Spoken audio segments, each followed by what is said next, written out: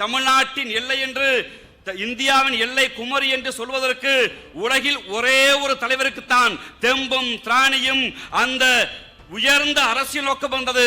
அது எங்கள் தலைவர் முத்துவேல் கருணாநிதி ஸ்டாலின் என்கிற அன்பு முதலமைச்சர் நேற்று அறிவித்திருக்கிறார். மனிதனின் முதல் கண்டுபிடிப்பு இரும்பு.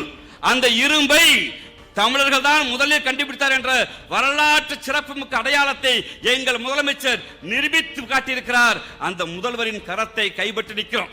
அன்பு தலைவர் அவர்களே, இது சிறு கூட்டம் தான்.